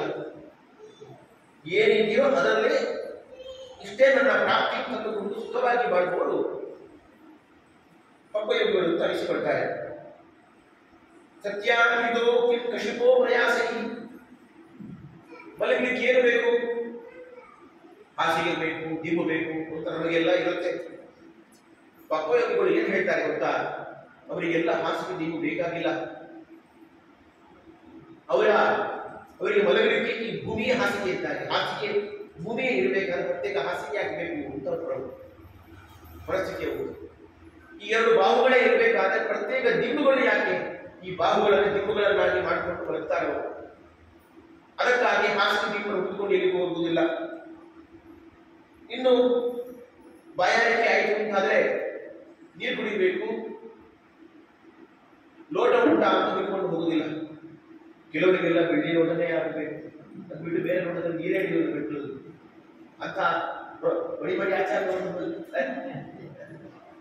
ಪಕ್ವಯೋಗಿಗಳು ಹೇಗಿರ್ತಾರೆ ಅಂತ ಹೇಳಿದ್ರೆ ಈ ಬೊಗಸೆಗಳೇ ಇರಬೇಕಾದ್ರೆ ಸತ್ಯಾಂಜಲೋಕ್ಯಂ ಗುರು ಪೂರ್ಣ ಪಾತ್ರ, ಈ ಅಂಜಲಿ ಈ ಬೊಗಸೆ ಇರಬೇಕಾದ್ರೆ ಪ್ರತ್ಯೇಕ ಪಾತ್ರಗಳು ಆಗಬೇಕು ಅಂತ ಅವರ ಭಾವನೆ ಇರುತ್ತದೆ. ದಿಗ್ವಸ್ತ್ರ ಲಾಭೆ ಸತಿಂದು ಕೂಲೈ. ಈ ದಿಗ್ವಸ್ತ್ರಗಳೇ ಇರಬೇಕಂತಾದ್ರೆ, ದಿಗ್ಗುಗಳೇ ಇರಬೇಕಾದ್ರೆ ಪ್ರತ್ಯೇಕವಾಗಿ ವಸ್ತ್ರಗಳು ಯಾಕೆ ಬೇಕು ಅಂದ್ರೆ ಏನ್ ಜಗತ್ತಲ್ಲಿ ಇದೆಯೋ ಏನು ಸಿಗುತ್ತೋ ಅವರಿಗೆ ಸಿಗುವ ಪದಾರ್ಥಗಳಿಂದಲೇ ನೆಮ್ಮದಿಯಿಂದ ಬದುಕುವವರು ಪಕ್ವಯೋಗಿಗಳು ಅಂತ ಹೇಳ್ತಾರೆ. ಇಂತಹ ಮನಸ್ಥಿತಿಯನ್ನ ನಮಗೆ ತಂದುಕೊಳ್ಳಲಿಕ್ಕೆ ಬಹಳ ಕಷ್ಟ ಇದೆ, ಬಹಳ ಸಾಧನೆಯನ್ನು ಮಾಡಬೇಕು. ಅಂತೂ ಇಂತಹ ಯೋಗಿಗಳು ಜೀವನದಲ್ಲಿ ಇರ್ತಾರೆ ಅನ್ನುವಂತಹ ಆ ಉಪದೇಶವನ್ನು ಮಾಡ್ತಾ ಇದ್ದಾರೆ. ಇಂತಹ ವೈರಾಗ್ಯವನ್ನು ನಾವು ತಾಳಬೇಕು. ಇನ್ನು ಅಪಕ್ವಯೋಗಿಗಳು ಅಂತ ಇರ್ತಾರೆ. ಇವರು ಕೂಡ ಅಷ್ಟೇ ಬದುಕಲಿಕ್ಕೆ ಏನು ಹೆಚ್ಚು ಶ್ರಮ ಪಡಬೇಕಾಗಿಲ್ಲ. ಇಂಥವರು ಬಹಳ ಸುಲಭವಾಗಿ ಜೀವನವನ್ನು ಮಾಡ್ತಾರೆ. ಇವರು ಹೇಗಿರ್ತಾರೆ ಅಂತ ಹೇಳಿದ್ರೆ ವಸ್ತ್ರ ಬೇಕು ಅಂತ ಅಂದ್ರೆ ಈ ಹಿಂದೆ ಪಕ್ವಯೋಗಿಗಳು ಏನ್ ಮಾಡಿದ್ರು? ದಿಕ್ಕುಗಳೇ ವಸ್ತ್ರಗಳು, ದಿಗಂಬರವರು ದಿಕ್ಕುಗಳೇ ವಸ್ತ್ರ ಅಂತ ಅಂದುಕೊಂಡು ಆ ದಿಕ್ಕನ್ನೇ ವಸ್ತ್ರವನ್ನಾಗಿ ಬದುಕಿದ್ರು. ಆದ್ರೆ ಈ ಅಪಕ್ವಯೋಗಿಗಳು ಏನ್ ಮಾಡಿದ್ರು? ಜೀರಾಣಿ ಮದಿನ ಸಂತಿ, ಎಲ್ಲೋ ದಾರಿಯಲ್ಲಿ ಹೋಗ್ಬೇಕಾದ್ರೆ ಹರಿದುಬಿದ್ದಂತಹ ಬಟ್ಟೆ ಬಿದ್ದಿರುತ್ತೆ, ನನ್ನ ಮಾನವನ್ನು ಮುಚ್ಚಿಕೊಳ್ಳಿಕ್ಕೆ ಆ ಬಟ್ಟೆ ಸಾಲು ಅಂತ ಹೇಳಿ ಅವರ ಮನಸ್ಥಿತಿ ಇರುತ್ತದೆ. ಪರಮತಃ ಅನ್ವಿಷ ಭಿಕ್ಷಾ ನೋಡಿಸಂತಿ, ಒಂದು ವೇಳೆ ಹಸಿವೆ ಆಯಿತು ಅಂತಾದ್ರೆ ಮನೆಗೆ ಹೋಗಿ ಒಲೆ ಹಚ್ಚಿ ಅಡಿಗೆ ಮಾಡಬೇಕಾದ ವಿಷಯವಿಲ್ಲ. ಈ ಪ್ರಕೃತಿಯಲ್ಲಿ ಬೇಕಾದಷ್ಟು ವೃಕ್ಷಗಳಿದೆ, ಆ ವೃಕ್ಷಗಳಲ್ಲಿ ಬೇಕಾದಷ್ಟು ಹಣ್ಣು ಹಂಪಲುಗಳಿದೆ. ಆ ಹಣ್ಣು ಹಂಪಲುಗಳು ನನಗೆ ಫಲವನ್ನು ಕೊಡುವುದಿಲ್ಲ ಅಂತ ನಾನು ಹೇಳುತ್ತೋ, ಹಸಿವೆ ಆದರೆ ಅಂತಹ ಫಲಗಳನ್ನು ಸ್ವೀಕರಿಸಿ ತಿಂತೇನೆ, ಆ ಹಸವನ್ನು ನಿಲ್ಲಿಸಿಕೊಳ್ತೇನೆ ಅಂತೇಳಿ ಅಪಕ್ವಯೋಗಿಗಳು ಹೇಳ್ತಾರೆ.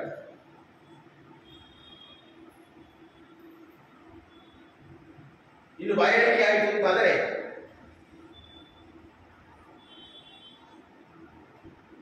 ಬೇಕಾದಷ್ಟು ನದಿಗಳು ಹರಿತಾ ಇದೆ, ನದಿಗಳು ಏನಾದರೂ ಒಣಗಿ ಹೋಗಿದೆಯಾ? ಆ ಹರಿಯುವ ನದಿಗಳಿಂದ ನಾನು ಜಲವನ್ನು ಸ್ವೀಕರಿಸಿ ಬಾಯಾರಿಕೆ ನಿಲ್ಲಿಸಿಕೊಳ್ತೇವೆ ಅಂತ ಹೇಳಿ ಅಪಕ್ವಯೋಗಿಗಳು ಹೇಳ್ತಾರೆ. ಇನ್ನು ವಾಸ ಮಾಡಲಿಕ್ಕೆ ಯಾವುದೊಂದು ಆಶ್ರಯ ಬೇಕಲ್ವಾ? ಯಾವುದೊಂದು 30-40 ಸೈಟ್ ತಗೊಂಡು ಮನೆ ಕಟ್ಟಬೇಕು ಅಂತ ಯೋಚನೆ ಮಾಡಲಿಕ್ಕೆ ಹೋಗುವುದಿಲ್ಲ ಇಂತಹ ಯೋಗಿಗಳು. ಪರ್ವತದ ಆ ತಪ್ಪಲುಗಳಲ್ಲಿ ಬೇಕಾದಷ್ಟು ಗುಹೆಗಳಿವೆ. ಆ ಗುಹೆಗಳಿಗೆ ಯಾರಾದರೂ ಬಾಗಿಲು ಹಾಕಿ ಬೀಗ ಹಾಕಿ ಇಟ್ಟಿದ್ದಾರ? ಆ ಗುಹೆಗಳಲ್ಲಿ ನಾವು ವಾಸವನ್ನು ಮಾಡ್ತೇವೆ, ನಮ್ಗೆ ಅಷ್ಟೇ ಸಾಕು ಇರ್ತಾರೆ. ಹಾಗಾದ್ರೆ ನಮಗೆ ಯಾರಾದರೂ ಜೀವನದಲ್ಲಿ ಒಬ್ಬ ಸಖ ಬೇಕು, ಒಬ್ಬ ಗೆಳೆಯ ಬೇಕು. ಎಂಥವ್ರು ಇರಬೇಕು? ಯಾರ್ಯಾರನ್ನೋ ಸಖರನ್ನಾಗಿ ಸ್ನೇಹಿತರನ್ನಾಗಿ ಮಾಡ್ಕೊಳ್ಬೇಡಿ ಅಂತ ಹೇಳ್ತಾರೆ. ಸಾಕ್ಷಾತ್ ಪರಮಾತ್ಮನೇ ಇರಬೇಕಾದ ಸಖನಾಗಿ ಇನ್ಯಾರ ಭಯ ಜೀವನದಲ್ಲಿ ಬರಲಿಕ್ಕೆ ಸಾಧ್ಯ? ಹಾಗಾಗಿ ಆ ಭಗವಂತನನ್ನೇ ಸಖರನ್ನಾಗಿ ಮಾಡಿಕೊಂಡು ಯಾರ ಭಯವೂ ಇಲ್ಲ ಸುಖವಾಗಿ ಜೀವನ ನಡೆಸುವವರು ಈ ಅಪಯೋಗಿಗಳು. ಹಾಗಾಗಿ ಅವರ ಅಪೇಕ್ಷೆಗಳು ಏನೇ ಇದ್ರೂ ಕೂಡ ಅಸ್ಮಾತ್ ಭಜಂತಿ ಕವಯೋ ದರದುರ್ಮಧಾನ, ಅವರಿಗೆ ಏನಾದರೂ ಕೇಳಬೇಕು ಅಂತಾದ್ರೆ ಆ ಸಕಲ ಬಳಿಯಲ್ಲಿ ಪರಮಾತ್ಮನ ಬಳಿಯಲ್ಲಿ ಕೇಳ್ತಾರೆ. ಬೇಡಿದರೆ ನೊಡೆಯ ಬೇಡಬೇಕು ಅಂತೇಳಿ ಇನ್ಯಾರ ಬಳಿಯಲ್ಲಿ ಕೂಡ ಬೇಡಿ ತಿಳಿದುಕೊಳ್ಳುವುದಿಲ್ಲ. ಅವರು ಸಖನನ್ನೇ ಇಟ್ಟುಕೊಂಡು ಪರಮಾತ್ಮನ ಸಖನನ್ನಾಗಿ ಮಾಡಿಕೊಂಡು ಆ ತನ್ನ ಜೀವನವನ್ನ ಸುಖವಾಗಿ ಇದ್ದದರಲ್ಲಿಯೇ ಅಲ್ಪವಾದದರಲ್ಲಿ ತೃಪ್ತಿಯನ್ನು ಪಡೆದುಕೊಂಡು ಬದುಕನ್ನು ಸಾಗಿಸುವುದು ಅಪಯೋಗಿಗಳು ಅಂತ ಹೇಳಿ ವೈರಾಗ್ಯವನ್ನು ಹೇಗೆ ತಾಳಬೇಕು, ಹೇಗೆ ಹೊಂದಬೇಕು ಅಂತ ಉಪದೇಶವನ್ನು ಮಾಡ್ತಾರೆ. ಇಷ್ಟೆಲ್ಲ ಉಪದೇಶವನ್ನು ಯಾಕೆ ಮಾಡಬೇಕು? ಇಷ್ಟೋ ತತ್ವಗಳನ್ನು ನಮ್ಮ ಜೀವನದಲ್ಲಿ ಅಳವಡಿಸಿಕೊಳ್ಳುವುದು ಬಹಳ ಕಷ್ಟ ಸಾಧ್ಯವಾದ ಕೆಲಸ. ಪ್ರಾಕ್ಟಿಕಲ್ ಇದೆಲ್ಲ ಆಗುವುದಿಲ್ಲ. ಆಗೋದೇ ಇಲ್ವಾ ಅಂತ ಹೇಳಿದ್ರೆ ಆಗೋದಿಲ್ಲ ಅಂತಲ್ಲ. ಇಂತಹ ಯೋಗಿಗಳು ನಮ್ಮ ಜೀವನದಲ್ಲಿ ಬಂದು ಹೋಗಿದ್ದಾರೆ, ಇವತ್ತಿಗೂ ಇದ್ದಾರೆ. ಆ ರೀತಿ ಬದುಕುವ ಅನೇಕ ಸಾಧಕರಿದ್ದಾರೆ. ಸರಿ, ನಾವ್ಯಾಕೆ ಇದನ್ನೆಲ್ಲ ಕೇಳಬೇಕು ಅಂತ ಕೇಳಿದರೆ ಇಷ್ಟೆಲ್ಲ ಮಾಡ್ಲಿಕ್ಕೆ ಆಗದೇ ಇದ್ರೂ ಕೂಡ ಸ್ವಲ್ಪವಾದರೂ ಇಂಥದ್ದನ್ನ ಸಾಧಿಸಿಕೊಳ್ಳುವ ಮನೋಭಾವವನ್ನು ನಾವು ಬೆಳೆಸಿಕೊಳ್ಬೇಕು. ಜೀವನದಲ್ಲಿ ಅತಿಯಾದ ಆಸೆಯನ್ನು ಪಡಲಿಕ್ಕೆ ಹೋಗಬಾರದು. ನಮಗೆ ಬದುಕಲ್ಲಿ ಎಷ್ಟು ಸಿಕ್ಕಿದೆಯೋ ಅಷ್ಟರಲ್ಲೇ ತೃಪ್ತಿಯನ್ನು ಪಡೆದುಕೊಂಡು ಸುಖವಾಗಿ ಬಾಳುವಂತಹ ವೈರಾಗ್ಯದಿಂದ ಬಾಳಿ, ಸುಖ ಅಂದ್ರೆ ಏನು? ಈ ವಿಷಯ ಪದಾರ್ಥಗಳ ಸುಖ ಅಂತ ಅರ್ಥ ಅಲ್ಲ. ಈ ಆಧ್ಯಾತ್ಮಿಕ ಅನುಭೂತಿಯ ಸುಖವನ್ನು ತಾಳಿ ಬದುಕುವಂತಹ ಮನೋಭಾವವನ್ನು ಹೊಂದಿಕೊಳ್ಬೇಕು ಅಂತ ಹೇಳಿ ಎಲ್ಲ ವೈರಾಗ್ಯದ ಪ್ರವೇಶವನ್ನು ಮಾಡ್ತಾರೆ.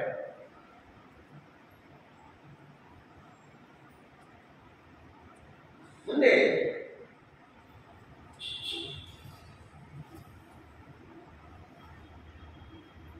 ಸಜ್ಜನರ ಸಂಘವನ್ನು ಮಾಡಬೇಕು ಅಂತ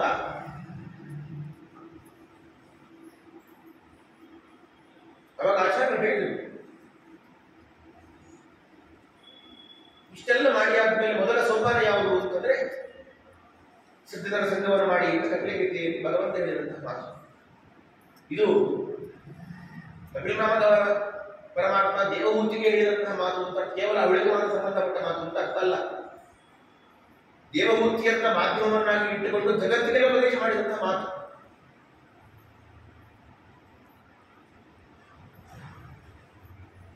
ಸಜ್ಜನರ ಸಂಘ ಅದು ನಮ್ಮ ಬದುಕಿನಲ್ಲಿ ಮಾಡಿರುವಂತಹ ಅನೇಕ ರೀತಿಯಾದಂತಹ ಪಾಪಗಳನ್ನು ಪರಿಹಾರ ಮಾಡುವ ಸಾಮರ್ಥ್ಯ ಸಜ್ಜನರ ಸಂಘಕ್ಕಿದೆ ಅಂತ. ಸಂಘವಾಗಲಿ ಸಾಧು ಸಂಘವಾಗಲಿ ಸಂಘದಿಂದ ಲಿಂಗ ದೇಹ ಭಂಗವಾಗಲಿ ಅಂತ ದಾಸರು ಹೇಳಿದಂತಹ ಮಾತು. ಹಾಗಾಗಿ ನೀವು ಸಂಘವನ್ನೇ ಮಾಡ್ತೀರೋ ಸಜ್ಜನರ ಸಂಘವನ್ನೇ ಮಾಡಿ, ಅದರಿಂದ ಪುಣ್ಯ ಲಾಭ ಉಂಟು ಅಂತ ಹೇಳ್ತಾರೆ. ಸರ್ವತೋ ಮನಸೋ ಅಸಂಗಂ ಆದೋ ಸಂಗಂ ಸಾಧುಷು ಅಂತ. ನೀವು ಮೊದಲು ಮನಸ್ಸು ನಿರ್ಮಲ ಆಗಬೇಕು ಅಂತಾದ್ರೆ, ಶುದ್ಧ ಆಗಬೇಕು ಅಂತ ಮಾಡಬೇಕಾದ ನೀವು ಹೇಳಿದ್ರೆ ಸಜ್ಜನರ ಸಂಘವನ್ನು ಮಾಡಿ ಅಂತ ಹೇಳ್ತಾರೆ. ಮನಸ್ಸು ನಿರ್ಮಲ ಆಗದೆ ನೀವು ಏನು ಮಾಡಿದ್ರೆ ವ್ಯರ್ಥ ಅಂತ ಅನಿಸಿಕೊಳ್ತದೆ. ಮನಸ್ಸಲ್ಲಿ ಏನಿರಬೇಕು? ನಿಮ್ಮ ಗುರಿ ಏನಿರಬೇಕು? ಭಗವಂತನೊಬ್ಬನೇ ಇರಬೇಕು. ಆಗಿದ್ದಾಗ ಮಾತ್ರ ನೀವು ಮಾಡಿದ ಎಲ್ಲ ಕ್ರಿಯೆಗಳು ಕೂಡ ಅದು ಅವಾಗ ಪ್ಲಸ್ ಪ್ಲಸ್ ಆಗ್ತಾ ಹೋಗ್ತದೆ.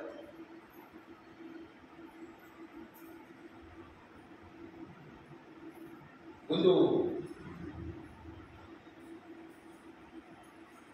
ಪುರಂದರದಾಸರ ಕಥೆ ಇದೆ. ಪುರಂದರದಾಸರು ನವಕೋಟಿ ನಾರಾಯಣರಾಗಿದ್ದರು. ಒಳ್ಳೆಯ ಶ್ರೀಮಂತ ವ್ಯಕ್ತಿ. ಒಂದು ದಿವಸ ಅವರಿಗೆ ವೈರಾಗ್ಯ ಬಂತು. ಅವರ ಎಲ್ಲ ಸಂಪತ್ತನ್ನು ಕೂಡ ತ್ಯಾಗ ಮಾಡಿ ಹೆಂಡತಿ ಮಕ್ಕಳನ್ನು ಕಟ್ಟಿಕೊಂಡು ಹೊರಟು ಬಿಟ್ಟು, ಈ ಹೆಂಡತಿಗೆ ಮನಸ್ಸಿಗೆ ಆತಂಕ ಆಯಿತು. ನಮ್ಮ ಯಜಮಾನರು ಎಲ್ಲವನ್ನೂ ತ್ಯಾಗ ಮಾಡಿ ಹೊರಟಿದ್ದಾರೆ, ಈಗ ಮಕ್ಕಳಿಗಾಗಿ ಏನಾದರೂ ಒಂದು ಬೇಕಲ್ವಾ? ಮಕ್ಕಳಿಗಾಗಿ ಏನಾದರೂ ನಾವು ತೆಗಿರಬೇಕಲ್ವಾ, ಈಗ ನಮಗೆ ನಾಳೆ ಊಟಕ್ಕೆ ಮಾಡಬೇಕು, ಎಲ್ಲವನ್ನು ತ್ಯಾಗ ಮಾಡಿಬಿಟ್ರೆ ಅಂತ ಹೇಳಿ ಹೆಂಡತಿಗೆ ಯೋಚನೆ ಬಂತು. ಪುರಂದರದಾಸರು ಇದನ್ನೆಲ್ಲ ಯೋಚನೆ ಮಾಡಲಿಕ್ಕೆ ಹೋಗಲಿಲ್ಲ. ಎಲ್ಲವರನ್ನು ಕಾಯ್ಕೊಂಡು ಹರೆವ ಅವನು ಇರಬೇಕಾದ್ರೆ ಮತ್ತೆ ತ್ಯಾಗದಲ್ಲೆಲ್ಲ ನಾವೇ ಕಟ್ಟಿಕೊಂಡು ಹೋಗ್ಬೇಕು ಅಂತ ಎಲ್ಲವನ್ನೂ ತ್ಯಾಗ ಮಾಡಿದವರು. ನೋಡಿ, ಏನೂ ಇಲ್ಲದೆ ವೈರಾಗ್ಯವನ್ನು ತಾಳುವುದು ದೊಡ್ಡದಲ್ಲ. ಇದನ್ನ ಅಭಾವ ವೈರಾಗ್ಯ ಅಂತ ಹೇಳ್ತಾರೆ. ಅಂದ್ರೆ ಏನು ಇಸೆ ಕಾರ್ಯ ಇದೆ, ಅದರಲ್ಲಿ ವೈರಾಗ್ಯವನ್ನು ತಾಳುತ್ತಾರೆ. ಪುರಂದರದಾಸರು ಹಾಗಲ್ಲ, ಎಲ್ಲವೂ ಇದ್ದು ಎಲ್ಲವನ್ನು ತ್ಯಾಗ ಮಾಡಿದಂತಹ ವೈರಾಗ್ಯ ಕಾಮನಿಕ ಪುರಂದರದಾಸರು. ಎಲ್ಲವನ್ನು ತ್ಯಾಗ ಮಾಡಿ ಹೋಗ್ತಾ ಇದ್ರು. ಈ ಹೆಂಡತಿ ಏನ್ ಮಾಡಿದಂತೆ, ಒಂದು ಬಂಗಾರದ ಗಿಂಡಿಯನ್ನ ಸೆರೆಯಲ್ಲಿ ಕಟ್ಟಿಕೊಂಡಿದ್ದಾಳೆ. ಅಂದ್ರೆ ಮುಂದೆ ಯಾವದಕ್ಕಾದರೂ ಬೇಕಾಗುತ್ತೆ, ಮಕ್ಕಳಿಗೆ ಏನಾದರೂ ತಿನ್ಲಿಕ್ಕೆ ಬೇಕು ಅಂತಂದ್ರೆ ಇದನ್ನೇನಾದ್ರೂ ಮಾಡಿ ಜೀವನ ಮಾಡಬಹುದು ಅಂತ ಅಂದುಕೊಂಡು ಯಾವುದೋ ಒಂದು ಆಸೆ ಇರಲಿ, ಪುರಂದರದಾಸರ ಹೆಂಡತಿ ಆ ಬಂಗಾರದ ಗಿಂಡಿಯನ್ನ ಸೆರೆಯಲ್ಲಿ ಕಟ್ಟಿಕೊಂಡಿದ್ದಾಳೆ. ನಾರದರು ಹೋಗ್ತಾ ಇದ್ದಾರೆ. ಪುರಂದರದಾಸರ ಹೆಂಡತಿ ನಾರದರನ್ನು ಫಾಲೋ ಮಾಡ್ಲಿಕ್ಕೆ ಆಗ್ಲಿಲ್ಲ. ಬಹಳ ವೇಗವಾಗಿ ಹೋಗ್ತಾ ಇದ್ದಾರೆ. ನಾರದರ ಹೆಂಡತಿ ಬಹಳ ಹಿಂದೆ ಹೋಗುದು. ನಾರದರು ತಿರುಗಿ ನೋಡ್ತಾರೆ, ಏನು ಯಾಕೆ ನಿಧಾನ ಬರ್ತಾ ಇದೆಯಾ ಅಂತ. ಹೆಂಡತಿ ಮತ್ತೆ ಬರ್ತಾ ಇದ್ದಾಳೆ. ನಾರದರಿಗೆ ಗೊತ್ತಾಯ್ತು, ಹೆಂಡತಿಯ ಸರಗಲ್ಲಿ ಏನೋ ಒಂದು ಗಂಟು ಕಾಣ್ತಾ ಇದೆ, ಏನೋ ಒಂದು ಬಿಚ್ಚು ಅಂತ ನಾರದ ಗದರಿದ್ರು. ನೋಡಿದ್ರೆ ಒಂದು ಬಂಗಾರದ ಗಿಂಡಿಯನ್ನು ಕಟ್ಟಿಕೊಂಡಿದ್ದಾರೆ ನಾರದ. ಯಾಕಂದ್ರೆ ಹೀಗೆ ಮಾಡಿದ್ಯಾ ಅಂತ ಹೇಳಿ, ಎಲ್ಲವನ್ನೂ ನಾನು ತ್ಯಾಗ ಮಾಡಿಕೊಂಡು ನೀ ಯಾಕೆ ಕಟ್ಟಿಕೊಂಡು ಬಂದಿ ಅಂತ ಕೇಳಿದಾಗ ನಾರದರ ಹೆಂಡತಿ ಹೇಳಿದ, ಸ್ವಾಮಿ ಮಕ್ಕಳಿದ್ದಾರೆ, ನನಗೆ ಮಕ್ಕಳಿಗೆ ನಾನು ನಾಳೆ ಬೇಕು, ಎಲ್ಲವನ್ನು ಬಿಟ್ಟು ಅದು ನಾಳೆ ನನ್ನ ಜೀವನ ನಡೆಯುವುದು ಹೇಗೆ ಅಂತ ಹೇಳಿದಾಗ ನಾರದ ಹೇಳ್ತಾರೆ, ಭಗವಂತ ಆಗಿದ್ದಾರೆ ಕಾಯಿಕೊಂಡು ಯಾಕೆ ಇದೆಲ್ಲ ಚಿಂತೆ ಅಂತ ಹೇಳಿ ಆ ಬಂಗಾರದ ಗಿಂಡಿಯನ್ನು ಎತ್ತಿ ಬಿಸಾಡಿಬಿಟ್ಟಾರೆ ನಾರದರು. ಆ ನಂತರದ ಪರಿಸ್ಥಿತಿ ಹೇಗಿತ್ತು ಅಂತ ಕೇಳಿದ್ರೆ, ನಾರದರು ಹೋಗ್ತಾ ಇದ್ರೆ ನಾರದರಿಗಿಂತ ಮುಂದೆ ನಾರದರ ಹೆಂಡತಿ ಹೋಗ್ತಾ ಇದ್ದಾರಂತೆ. ಅಷ್ಟು ವೇಗವಾಗಿ ಹೋಗ್ತಾ ಇದ್ದಂತೆ. ಮೊದಲು ಸರ್ವಸ್ವವನ್ನು ಕೂಡ ತ್ಯಾಗ ಮಾಡಬೇಕು. ಯಾವುದರ ಸಂಘವನ್ನು ಅಂಟಿಸಿಕೊಳ್ಬಾರ್ದು. ಆ ವಿಷಯವಾದ ಸಂಘವನ್ನು ಅಂಟಿಸಿಕೊಂಡಾಗ ಭಗವಂತನ ಸಂಘವನ್ನು ಮಾಡಲಿಕ್ಕೆ ನಮಗಾಗುವುದಿಲ್ಲ. ಇದನ್ನು ಅರಿತವರು ಪುರಂದರದಾಸ. ಎಲ್ಲವನ್ನು ತ್ಯಾಗ ಮಾಡಿ ಹೋದು ಭಗವಂತನಿಗಾಗಿ ಹೋಗುದು, ಭಗವಂತನ ಸಂಘ ಆಗಬೇಕು, ಭಗವಂತ ಕಾಣಬೇಕು ಅಂತೇಳಿ ಹೊರಟು. ಒಂದು ದಿವಸ ಪುರಂದರದಾಸರು ಭಿಕ್ಷೆ ಬೇಡಲಿಕ್ಕೆ ಹೋಗಿದ್ದಾರೆ. ಅವತ್ತಿನ ಊಟಕ್ಕೆ ಅವತ್ತೇ ಭಿಕ್ಷೆ ಬೇಡಿ ತಂದು ಅವರನ್ನು ದೇವರ ನೈವೇದ್ಯವನ್ನು ಊಟ ಮಾಡಬೇಕು. ಇದು ಪುರಂದರದಾಸನ ಜೀವನ. ಭಿಕ್ಷೆ ಬೇಡಲಿಕ್ಕೆ ಅಂತ ಪುರಂದರದಾಸರು ಹೋಗಿದ್ದಾರೆ. ಮನೆಯಲ್ಲಿ ಹೆಂಡತಿ ಒಬ್ಬಳೇ ಇದ್ದಾಳೆ. ವಿಠಲನಿಗೆ ಒಂದು ಪರೀಕ್ಷೆ ಮಾಡಬೇಕು ಅಂತ ಅನಿಸಿತು. ಈ ಪುರಂದರದಾಸರ ಹೆಂಡತಿ ಎಷ್ಟು ಪಕ್ವತೆಯನ್ನು ಹೊಂದಿದ್ದಾರೆ. ವಿಠಲ ಒಬ್ಬ ವ್ಯಾಪಾರಿಯ ರೂಪವನ್ನು ತಾಳಿ ಬರ್ತಾನೆ. ಮನೆಗೆ ಬರ್ತಾನೆ. ಬಂದಾಗ ದಾಸರ ಹೆಂಡತಿ ಅಂತ ಕೇಳ್ತಾನೆ, ಯಜಮಾನರಲ್ಲಿದ್ದಾರೆ ಅಂತ. ಅವಾಗ ಪುರಂದರದಾಸರ ಹೆಂಡತಿ ಹೇಳುವಂತ ಮಾತು,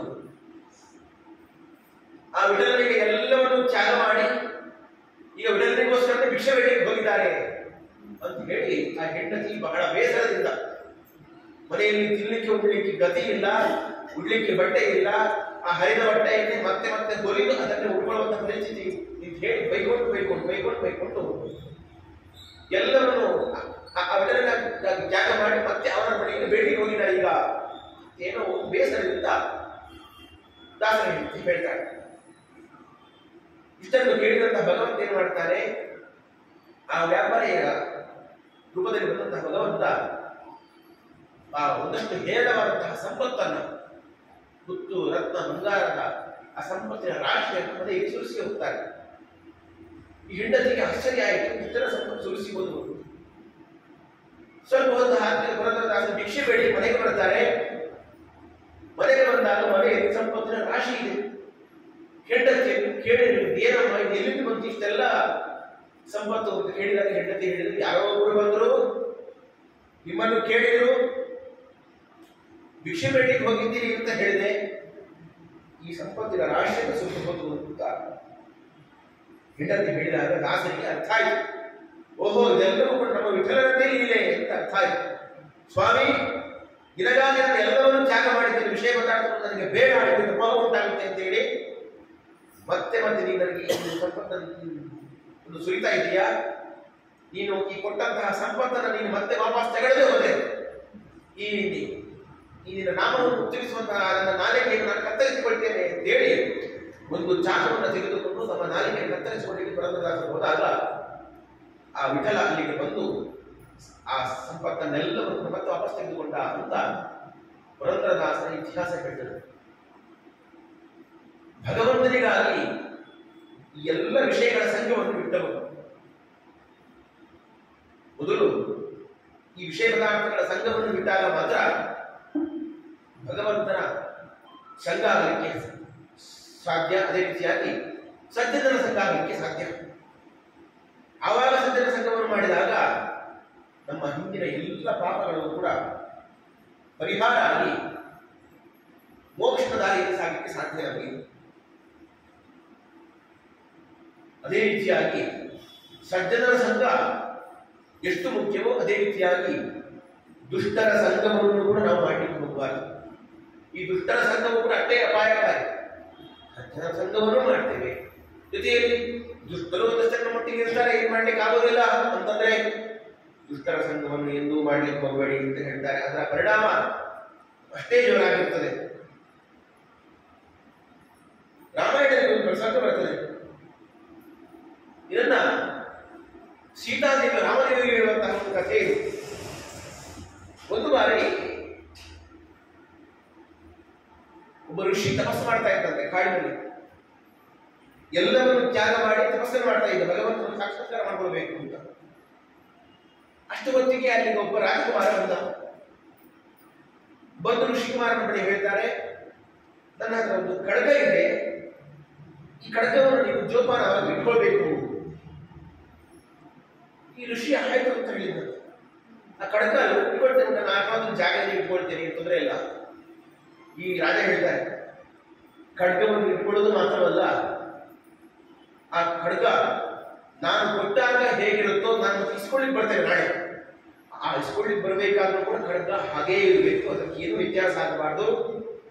ಕೊಡುವಾಗ ಎಷ್ಟು ಹರಿತವಾಗಿರುತ್ತೋ ಅಷ್ಟೇ ಹರಿತವಾಗಿ ನಾನು ವಾಪಸ್ ತಗೊಳ್ಳುವಾಗಲೂ ಇರಬೇಕು, ಅದನ್ನು ನೀನು ಜೋಪಾನವಾಗಿ ಕಾಪಾಡಬೇಕು ಅಂತ ರಾಜ ಹೇಳಿದ್ರು. ಋಷಿಗಳು ಆಯ್ತು ಅಂತಂದ್ರು. ರಾಜ ಖಡ್ಗವನ್ನು ಕೊಟ್ಟು ಹೊರಟು ಹೋದ. ಋಷಿಗೆ ಈಗ ತಪಸ್ಸಿನ ಚಿಂತೆ ಅಲ್ಲ, ಖಡ್ಗದ ಚಿಂತೆ. ಮಾತು ಕೊಟ್ಟಿದ್ದಾನೆ, ಖಡ್ಗವನ್ನು ನಾನು ಹಾಗೆ ಜೋಪಾನವಾಗಿ ಇಟ್ಕೊಳ್ತೇನೆ, ಅದನ್ನು ಹರಿತವಾಗಿ ಇಟ್ಕೊಳ್ತೇನೆ ಅಂತ. ಅವರಿಗೆ ಧ್ಯಾನ ಮಾಡುವ ಬದಲು ಖಡ್ಗವನ್ನು ಹೇಗೆ ಜೋಪಾನ ಇಟ್ಕೊಳ್ಳೋದು ಅಂತ ಯೋಚನೆ ಮಾಡಲಿಕ್ಕೆ ಆರಂಭ ಮಾಡಿದ. ಪ್ರತಿನಿತ್ಯ ಅದನ್ನೇ ಎತ್ತಿ ನೋಡೋದು, ಮುಟ್ಟಿ ನೋಡೋದು, ಇದು ಅಷ್ಟೇ ಹರಿತವಾಗಿ ಉಂಟ, ಏನಾದ್ರೂ ಸ್ವಲ್ಪ ಆ ಹರಿತ ಕಡಿಮೆ ಆಯ್ತಾ ಅಂತ ಮುಟ್ಟಿ ನೋಡೋದು. ಇಲ್ಲ, ಅಷ್ಟೇ ಇದೆ ಅಂತ ಅದನ್ನು ಕನ್ಫರ್ಮ್ ಮಾಡ್ಬೋದು. ಸ್ವಲ್ಪ ಸಮಯ ಹೋಯ್ತು, ಯಾಕೋ ಸಮಾಧಾನ ಆಗ್ತದೆ, ಮುಟ್ಟಿದ್ರೆ ಗೊತ್ತಾಗಲ್ಲ ಹರಿತ ಇದೆಯೋ ಇಲ್ವೋ ಅಂತ ಹೇಳಿ ಆ ಆಶ್ರಮದ ಮುಂದೆ ಇರುವಂತಹ ಒಂದಷ್ಟು ಹುಲ್ಲುಗಾವಲು ಬೆಳೆದಿತ್ತು, ಅದರ ಮೇಲೆ ಬೀಸಿದ್ದಾನೆ.